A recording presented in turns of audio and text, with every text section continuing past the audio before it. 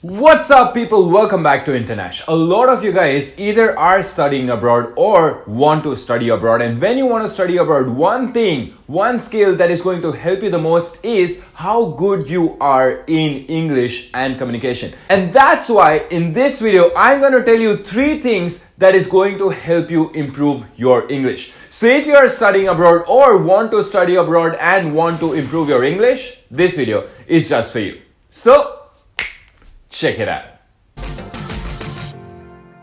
Before we get into the video, if you're new to this channel, I have to tell you guys that we make all the videos for international students who are planning to come to Australia or who are already studying in Australia. So if you haven't hit the subscribe button, hit the subscribe button and turn on the notification bell. Getting back to the video. Now imagine this. Imagine one skill that you have mastered over the period of time. Imagine one sport that when you started playing, you weren't good at it. But you kept playing for years and years and years, and that's why you got good at it. And then now you're playing amazingly, or now you cook amazingly, and the first dish that you cooked really sucked and nobody ate it.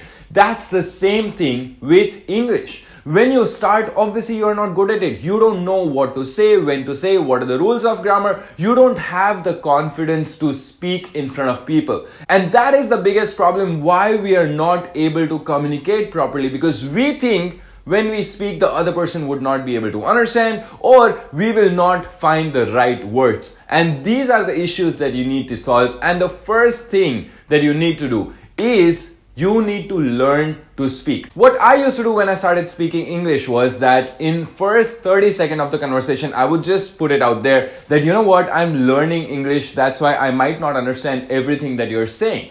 That way, the other person knows and is helping you learn English. Either he speaks slowly, either they speak more clearly, or do not use the jargons that normal people would not understand. And this only happens when you say it out loud, saying that, you know what, not that good in English, but I want to learn. That's why I'm going to talk to you in English. Now, in your head, if you're like, I don't know how to talk, I don't know what to say, that is going to harm you. And the first thing that you need to do is start practicing and stop becoming conscious. Now understand, a lot of people are those grammar Nazis, or what do you call grammar police or something like that. They always keep correcting you. One thing that I learned after coming to Australia, that was there are so many people from so many countries who are not good at English, but they keep trying. Now, if you keep trying, you're going to get good at it. That is the only way to do it. So do not think that you're not good at it, that's why you're not going to try. You're just going to try a lot and then start speaking. It doesn't work like that. Even if you know a little, start practicing it. And when you tell people in first 30 seconds that you know what you're learning, then they won't judge you. In fact, they'll help you. So the first thing that you need to do, no matter whether your English is good or bad, is to start practicing. Practice people with other nationalities, or practice with people who are little better than you or a lot better than you, but tell them to help you learn English. And that's how you're going to learn English. And that was the first tip.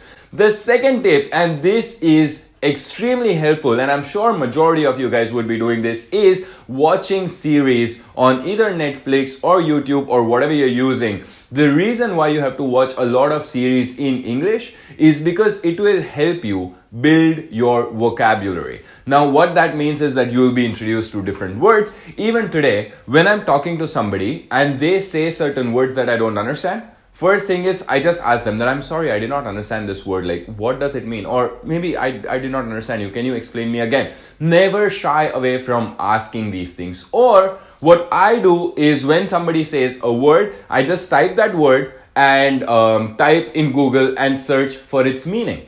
And when I understand what that word means, I try to use that word in a statement.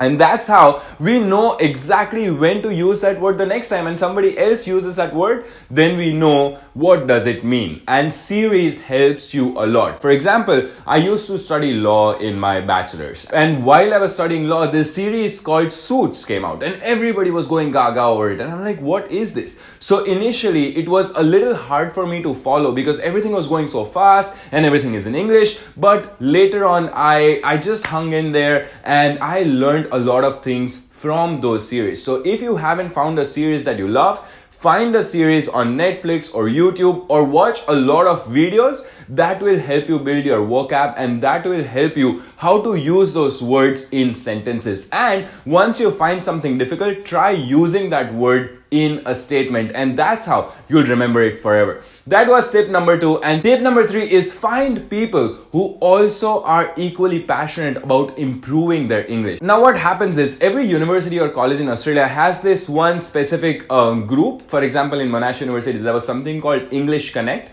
where if you want to improve your English, you go there. There will be other people who wants to improve their English as well. Or if you're not in Australia and you want to improve your English, find people who are willing to speak in English even if it is wrong. Or when they correct you, don't feel bad. A lot of people, if they correct you, for example, I have been here and I sometimes say I has been there, then somebody corrects me, I'm like, why are you correcting me? But do not feel bad, because it is going to help you. So find people who are equally interested in improving their English. For example, if you're doing IELTS or PT coaching, then you will find a lot of other students who want to improve their English as well. And once you start practicing, you watch TV series, you start speaking in English with the people who are interested in improving their English, or you start speaking English with your friends, the more you practice, the better you're going to be at it. So do not shy away and just go for it, because 100% I'm pretty sure if you really want to improve your English, you will be able to do it. I studied in a Gujarati medium school. I studied math, science, everything in my regional language.